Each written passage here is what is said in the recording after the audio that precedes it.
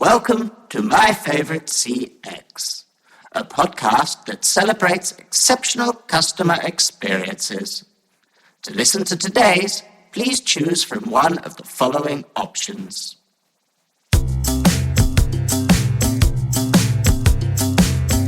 Welcome to My Favorite Customer Experience, the podcast where we celebrate exceptional customer experiences.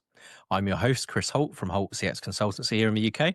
I'm joined today by Ben Hollier, Head of Channel, UK Channel at AudioCodes. Ben, welcome to the podcast. Hi, Chris. How you doing? Not bad. Now, Ben is an experienced channel leader in the world of SaaS, having previously worked at the likes of West, where we first worked together, and then RingCentral, where we also worked together. And what makes Ben a leader within the world of channel is his people-centric approach.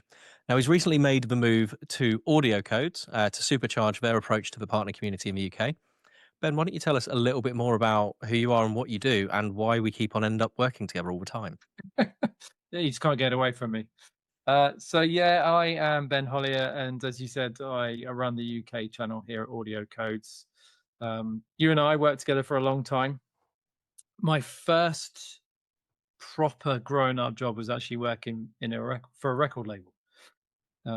But somebody said you could sell IT, and at the time that actually sounded exciting. Now, obviously, I know the truth. But yeah, moved into a conference calling company, and then it's quite interesting because you got to see how charging people for conference calls turned into platforms that just gave it for free, and then how all of these tech companies then just tried to innovate to give more and more and more and simplify what they were doing. So yeah, that's that. We've obviously ridden the same wave for those years. It's insane when I think about just how much technology has moved on and the things that you take for granted. So I was chatting last night and previous episode to Nancy, who was also at West, and she was doing voice IVR deployments and writing them, like coding them at the end of the 90s, start of the 2000s. And it's like, you don't need to worry about any of that now. You literally tell a prompt exactly what you want and it's done. It's crazy.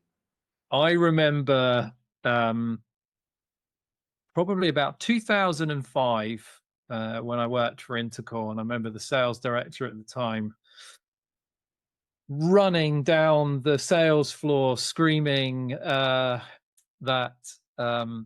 voice, VoIP was coming, and for a conference calling company where you're charging some people £1.80 a minute to dial in, per person per minute. I've still got the rate card somewhere.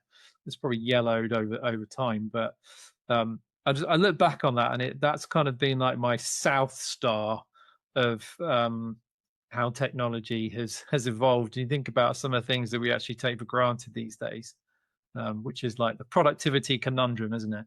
But it's nice to see everything move. Well, I mean, I remember when I used to program phone systems, like you would have to stop access to premium numbers. And they weren't seedy back in the day. They were even things like at the start of the 90s, before people had the internet at their desks, you'd call up an 09 number to get the cricket score. So during a cricket season or a football season, you have people at their desk calling up these 09 numbers, charged £1 a minute just to hear the football commentary or the scores going on. Now you wouldn't. Can you imagine being told you had to pay £1 just to hear what the score is down an audio line of really poor quality? Just never happen, would it? So why don't you tell us a little bit about AudioCodes? And obviously it was quite a significant step for you. You'd been at RingCentral for a little while and then kind of moved into the world of AudioCodes. Yeah, so AudioCodes are very, very interesting, very exciting company. I moved because the breadth of the AudioCodes portfolio means that you can say yes to more opportunities.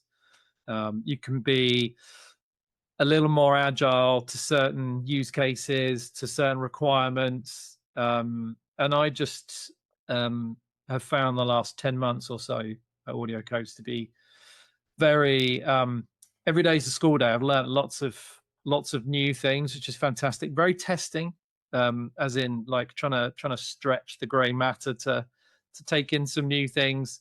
A lot of people sort of sitting there, know how SBCs work and some of that infrastructure, albeit on-prem or cloud, are sitting there going, yeah, I've dealt with these for years. Slightly different story for me, but learning the company's heritage of SBCs and how they've now migrated those to the cloud, and all the other exciting things they do of their live product services. Yeah, it's been fun getting to know it all, stretch the brain. Yeah.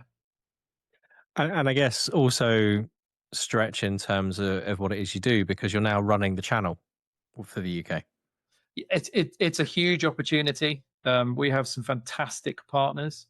There's a very solid program, but great opportunity to grow that and develop it alongside the partners.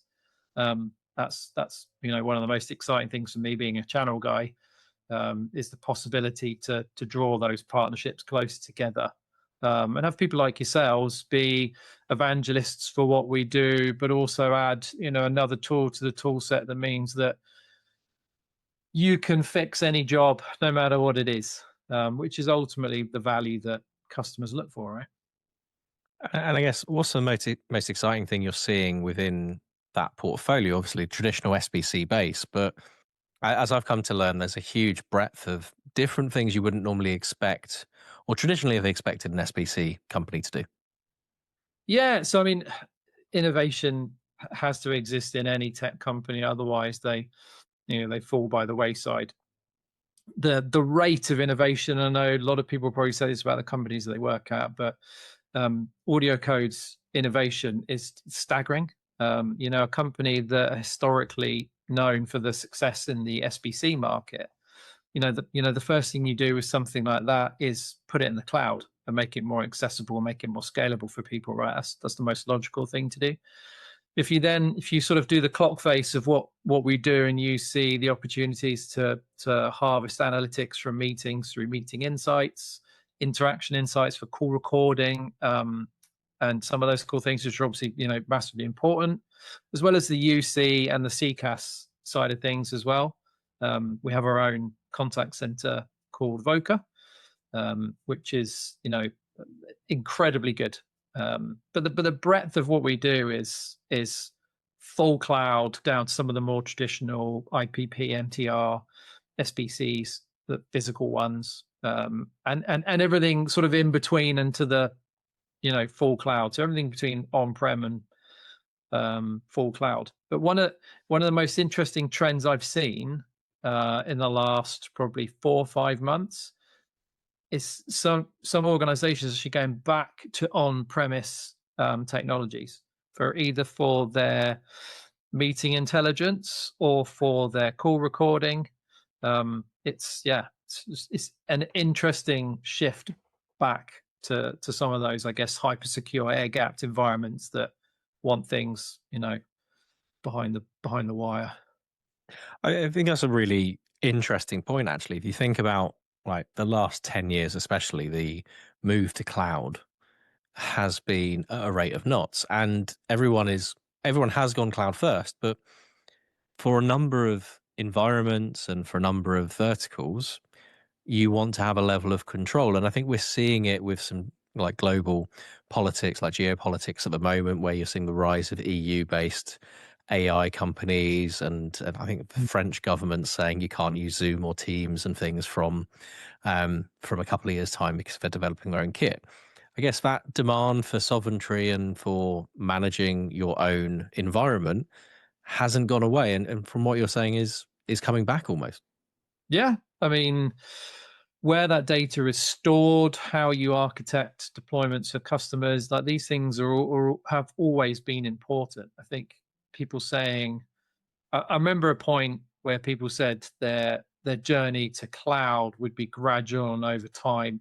Now it's widely accepted as the most scalable, cost-effective option for a business, but not for everything.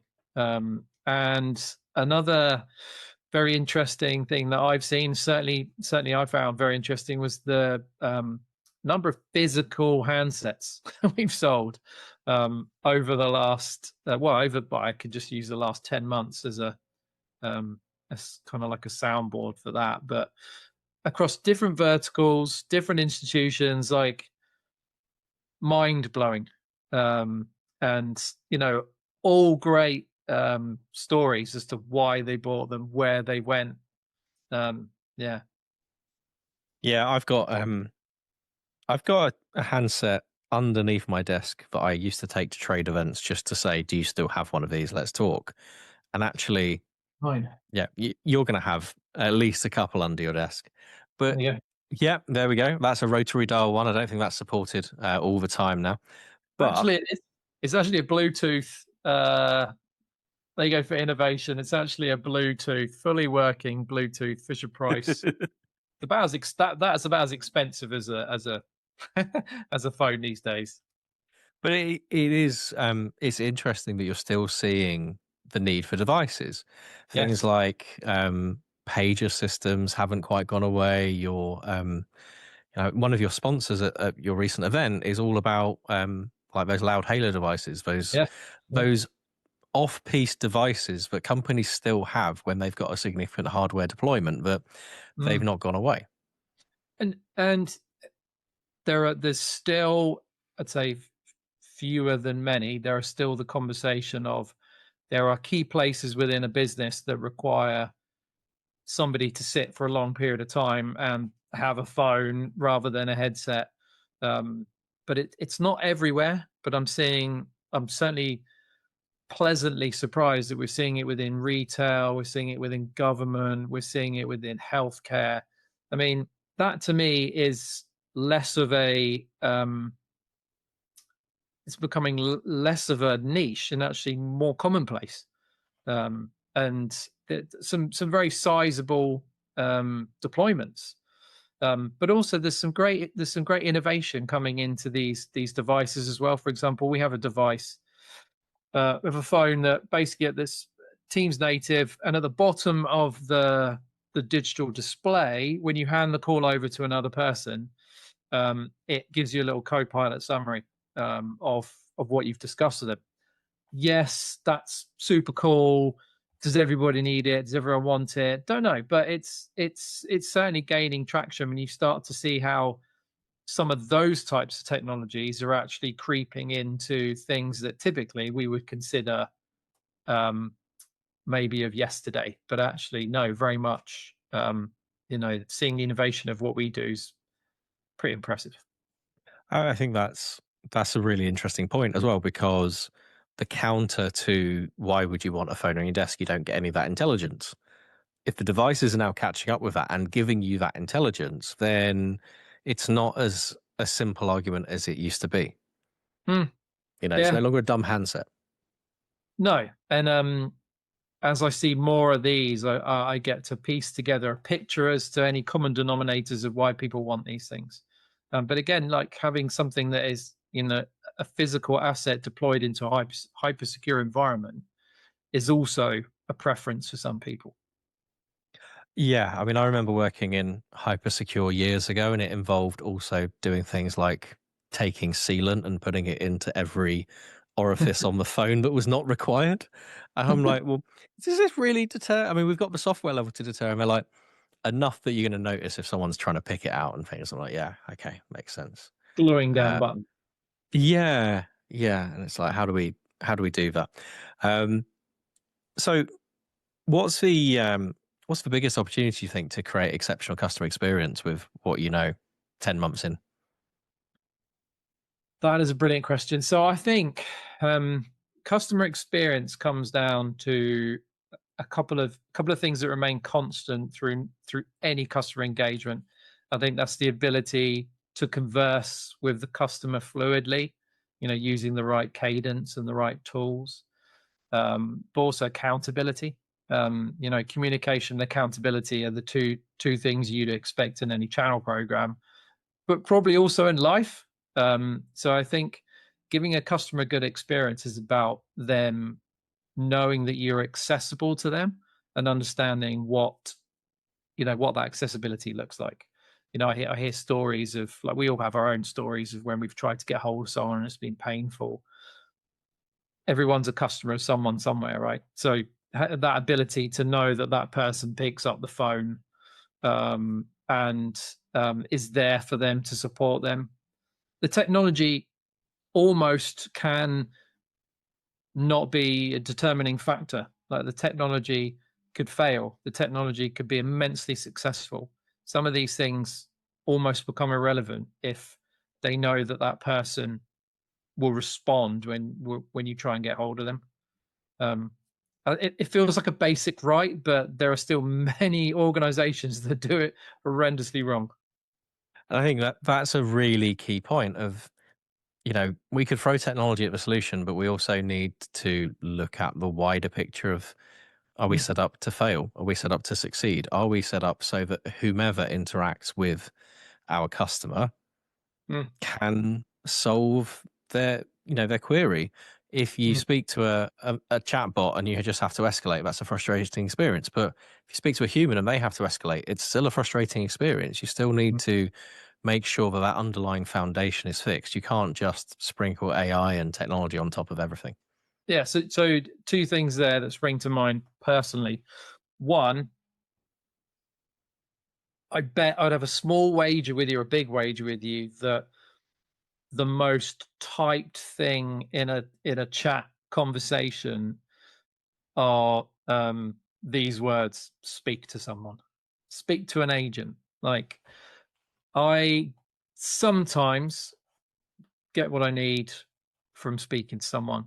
If it's a simple question, you can usually find the simple questions through ChatGPT or Google, like whatever. You can usually find those things. The more complex things, like, I've tried to change my flight, I've gone on a website, but it doesn't recognize this because I paid for it via PayPal or something. I don't know. Those experiences painful. You need to speak to someone. I think that's one side of it. And I hear people say that we're trying to automate our call centers as much as possible. I think we're not going to see tons and tons of agents just be made redundant and fall by the wayside. And I'll tell you why. Because I see the technology is there, but the technology should be applied to giving the customer a really super good experience without the need for an agent, not about reducing the agent from giving them an experience maybe in a different part of their requirements. So still need those people, still need them to be there to resource and support the customer, because that's how you get happy customers. The biggest thing for me, and I would imagine you've probably seen this, is when people deploy customer experience tools to their business, I think they miss the bit in the middle, and that is, I've got this tooling, I've got the customer, and I need to please the customer. The next bit is, how do I engage with the customer? But actually, it's the bit in the middle, and probably the secret sauce is, how does the company engage with the agent and harvest all of that information, but also keep them effective? Because it's all very well going, yeah, Chris, I understand that your train was delayed, but for me to help you, I've got 6 hours of processes behind me. So the organization needs to understand how to help the agent. And I was having a conversation with a customer about that the other day, and they were asking about how we could apply some of our agents into that mix for them. So it's I'm seeing that more often. It's less about the solution purely in itself, but the secret sauce in the middle that binds the agent to the company. I'd imagine you've probably seen that a lot more than me, because you're in the thick of it. Yeah, I think there's it's not the sexy thing to say when you're trying to show new technology, and it's not the most. It's not necessarily the line that the vendors want you to say sometimes, but sure, we can sell you something, but what's the foundation? So had a conversation with a customer yesterday where we're going through all manner of different scenarios of what they bought, what they want to do, where they want to go. And they start out of the blue, just start talking about AI bots. And I'm like, I know I should, unfortunately, this happens far too often in the real world, of like, I know I should be enthusiastic, but I know all we're going to do at that point is put a very elaborate plaster over something. And we need to maybe dive deeper and work out some of the reasons why some of the behaviors are happening first. And it's I think there's still an expectation sometimes, especially with the onset of AI, that answers are easy. and that finding the reason why is easy, but actually sometimes it's good old-fashioned analysis. It's going to listen to calls. It's sitting with an agent, which has gone out of fashion a bit, but go and sit with someone and work out what they're doing and work out how many plates they're spinning and what they're doing. And then you can go and fix those things. And it might be the technology is the answer, but there will be people and processes that you need to keep in the loop. And to your point, you've then got the whole welfare thing of, if you do take the complex, or if you make your agent's life more complex because you're taking away the simple and automating things, how do you look after them as humans? Because there's no easy calls anymore. No. And I'm also seeing, just on that subject, I'm seeing a shift between people talking about AI, mostly from a vendor sales perspective, just to be clear. People talking less about AI, but more about outcomes. Now, for me, an outcome is in everything, like everything you do has a purpose, right? And selling something to someone is a purposeful activity. Therefore, an outcome is a very natural product of that sale. So I find it interesting that we're now reframing AI and talking about outcomes. But also I'm seeing organizations, to your previous point, they don't know how to almost manage those outcomes in a way that they know ultimately surface level how to work with a customer. They know what success looks like. But like you said, the agent themselves is the next bit down. You know, what's the outcome for them? Is it quicker? Is it more intelligence? Is it less time on the phone? Is it they can see somebody typing into a chat bot, and actually real time they can see that it's going pear shaped. They just jump in straight away and go, oh, I can see you're having an absolute mare of a time. Let me jump in and help. I think we're at a very, very interesting point in customer experience and AI, I think. I think it also comes down to leadership maturity as well. So I'm going to take us back to the start of 2019, where you'd already moved to Ring, and I was in the process of moving to Ring, but I was still working at West. And I went to see one of West's customers over in Ireland, and they were using some of the contact center solution there. And I had two very different experiences, and I put it into a presentation and ironically used it in my RingCentral interview. I don't think the customer ever saw it because I'd left, but got to site and the leaders were like, yeah, we automate. Yeah, the agents don't have to do much. We automate. You probably can't help us. But we still want more efficiencies. We want to do this. We want to do that. And then I went out to the agent floor and they weren't automating. What they had were agents who, in the 2 seconds in which you had between being connected to having to say hello, were copying and pasting frantically from one system to another screen to find the customer to go, hello, Mr. Smith, I'm blah, blah, blah, blah, blah from X. And then over the course of a 5-minute call, they were bringing up so many different Post-it notes on their desktop, different documents, different portals. They had stuff written down. And I remember creating this animation of it, of this is what their desktop looks like during a call. And I think at the time we were talking about putting in some scripting, which feels like you wouldn't do that nowadays, but it would have made such a difference. And it's like, there's so much cognitive load there, and there's such a disconnect between what the business leadership believes is happening and what actually the employee experience is. They didn't have automation. They just had really good agents. Yeah, and that's interesting that you say that in employee experience. Like, I don't think we spend enough time looking at that. And I'll tell you why. It's because people see voice as widely commoditized, and therefore, someone said to me, voice is dead. And I was just like, well, it's not. I mean, it's not 60% of your calls, and also your interactions even. And also, he said that while talking to me. I was like, well, it can't be, because wouldn't that just be the most awkward meeting when we're all just sitting in a room not saying anything? But the opportunity now, there is still tons and tons of legacy systems sitting out there. And I'm not even going to use the word on-prem, because actually there's a lot of legacy cloud systems out there. there's a lot of companies not blending their portfolio well enough. But also, customer has choice. Like live platform, AudioCode has the ability for you to mix and match multiple voice vendors in one place, right? Giving the customer a little bit more versatility in what they're doing. So it's not just about ripping out that box, because most of those have gone, although there's still a lot out there.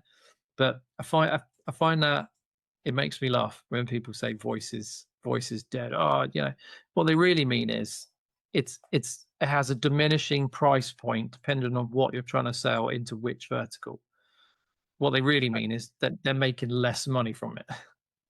And also, I think it's presumed by now that voice is fixed, but you only have to go into a contact center and look around some of the analytics that you might not think are very sexy. So hold count, hold timers, silent percentage, transfers, customers calling back in, all of that kind of stuff.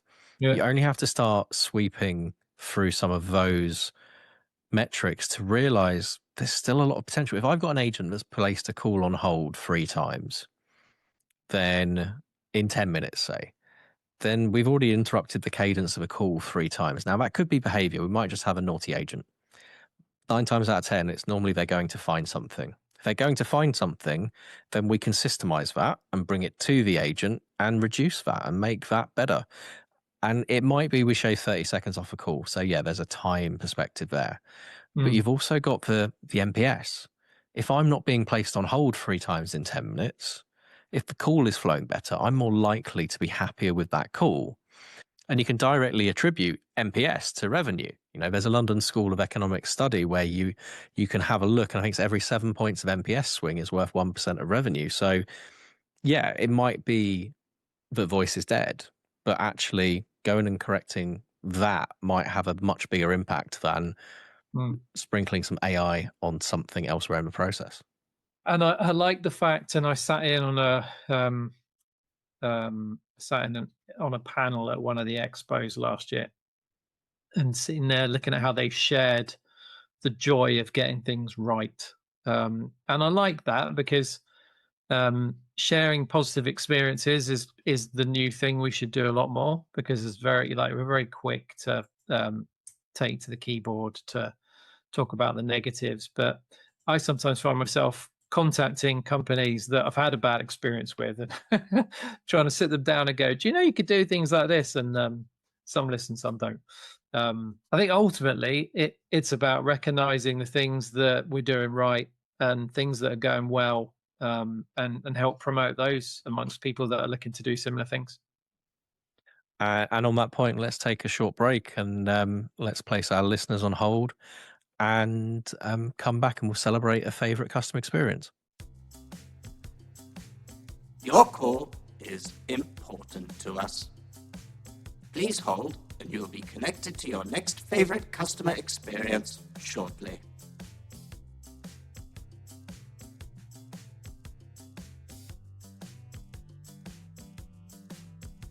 Welcome back to My Favorite Customer Experience. I'm here with Ben Hollier from AudioCodes, and whilst we were reminiscing during the break at various different bits of wrestling paraphernalia around us, Ben was about to tell us before the break about a great experience, and I put him on hold to say, look, let's do that in the second half. So Ben, why don't you tell us about an exceptional customer experience you've had recently?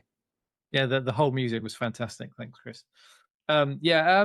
So my wife and I, when my son was born, he was born quite poorly. And for the first 3 years, it was pretty much about just surviving, which is mostly what it's like having children anyway. But it was a little more complicated. So we didn't have a night out for a long time. So we'd really looking forward to this night. Mother-in-law was in place for babysitting. It was perfect. We went to the Ivy in Winchester, and nice place, nice food, known for many things, all of the things we desperately wanted. So went there and had a dinner that left me very happy. The chap that was looking after us from beginning to end, a chap called Charles, quite youngish youngish guy. I think he was probably in university, I would imagine, if I remember correctly. Gave us the best level of customer service I think I've ever experienced. Back to my previous point around about shouting from the rooftops about these positive experiences. I think still today that is the most engaged post, commented post I've ever had, and mostly because people just appreciated the fact that we were talking about a positive experience rather than just going, oh, da, da, da, da, da, da. You know. But the level of detail that Charles went to from beginning to end, we left that place feeling indestructible, like kings and queens. You know, the every detail was considered. You know, but did we buy lots? No. Did we spend hours and hours and hours in there just, gorging on food and alcohol? No, we didn't. So to him, what was in it for him to have the approach that he had to us? And it goes down to that kind of almost like that partnership you have when you go into a place like this. It's not just about ordering. For some people, it's just about ordering food and drink. But he was attentive the whole way through, not to the point where he was kind of, awkwardly, hiding behind a plant behind us or anything, waiting for us to sort of say we're going to say anything. But it sounds like such a basic thing, but it's one of the fundamentals of feeling valued, is knowing that that person is attentive, knowing that that person knows when you had your starters and when to bring the main out and all of those things. That, again, as I say it out loud, it sounds, people are going, well, yeah, of course, that's how he did the basics right, essentially, but had a high bar for the basics. Agreed. And it was just a flawless experience from beginning to end. And that could have gone completely the other way, who knows, but it didn't, and it was fantastic. And it made me feel, like I said, invincible when I walked out there. I felt, oh, it's such a great night, amazing food. Charles was brilliant. An evening without the kids, even better. So yeah, it's just fantastic. And that was, say, about 5 odd years ago. Yeah. And I've remembered it as, as clear as day.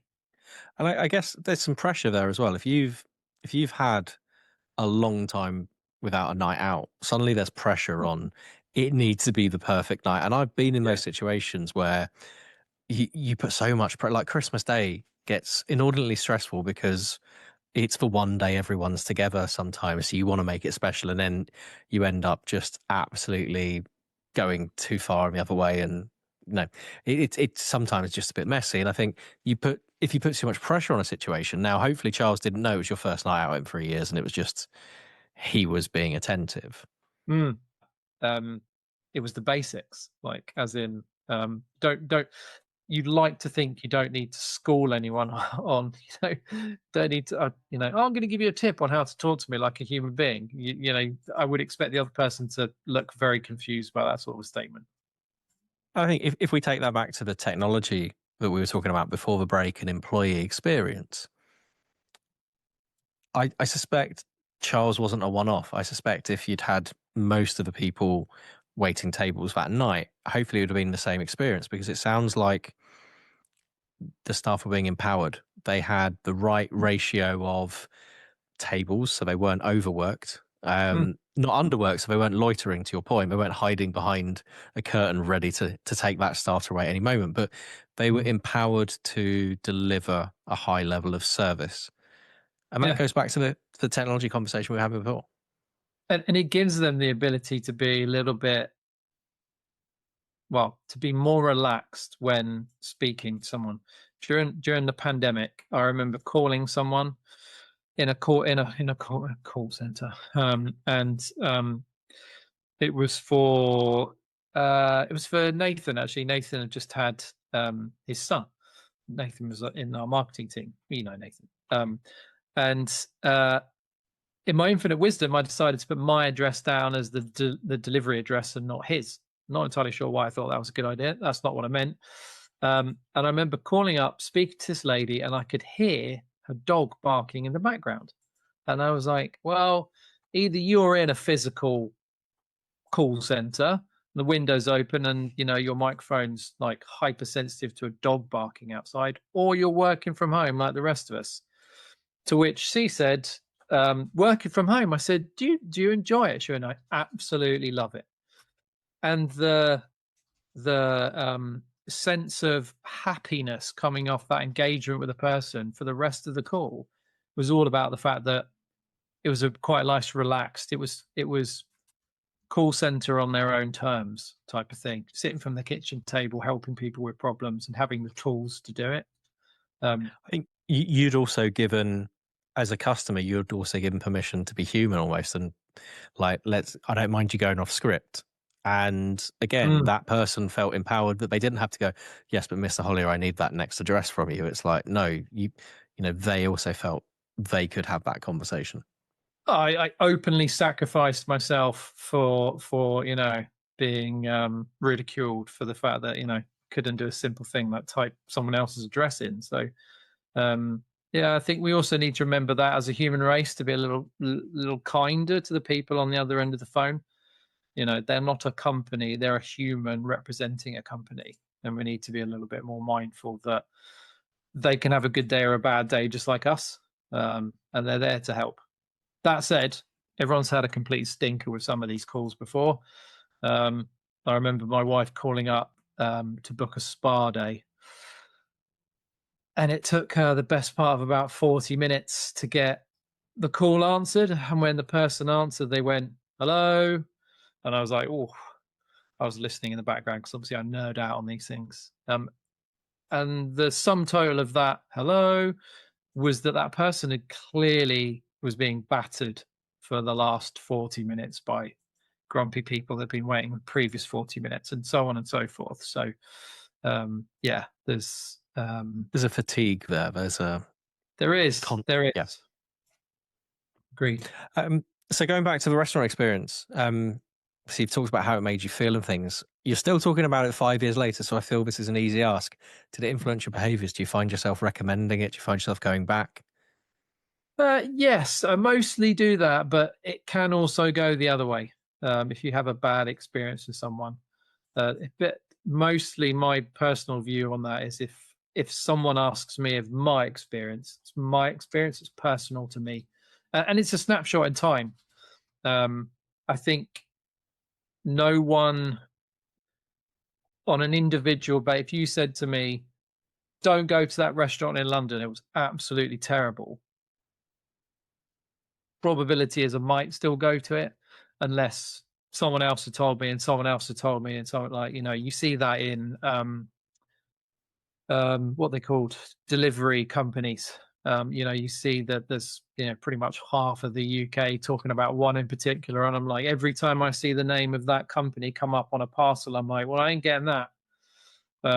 So yeah, their email also, like when you get the email from that company, it does read like they've taken your parcel hostage. It's like, we've got your package. I'm like, yeah, I know. Well, I see it. Are you ready to go on treasure hunt for your parcel? Press 1 for yes, press 2 for no. Yeah. Ben, let's wrap up there. Where can people find you? They can find me sitting in this chair. No, they can find me on LinkedIn. Just search for Ben Hollier. There is another Ben Hollier, but I think there's only 2 of us on. We'll pop a link in the show notes so people can find you very easily. I believe you're still raising funds for the hospital that took care of George when he was poorly early on. Yes. Yeah, I'm never going to stop doing that. So there are 2 charities there. Thank you for mentioning it. That's very kind of you. Southampton Hospital Charity. You can literally go to their website. They unfortunately had quite a bad fire there a short while ago, so they are desperately trying to seek funds from the public. And then the charity that my wife and I directly benefited from, our whole family benefited from, which is TOFS, TOFS, which is the name of the condition that George was born with. And they basically, made sure that we were supported and gave us groups to be part of, to ask questions, and we're still part of those today to help other parents and talk to them. And I did the marathon for them last year, trying to get them to let me do it next year. So if anyone picks up on that, please let me do it again. So yeah, but no, thank you for asking. That's two very important charities for the Hollier household. And we'll pop those links in the notes as well. Ben, thank you very much for joining my favorite customer experience. Thanks, Chris. And thanks for tuning in, folks. We'll be back with another episode in 2 weeks. Thank you for listening to My Favorite CX. Your listenership is important to us. On your keypad, please press a number between 1 and 5 to rank how much you've enjoyed your experience.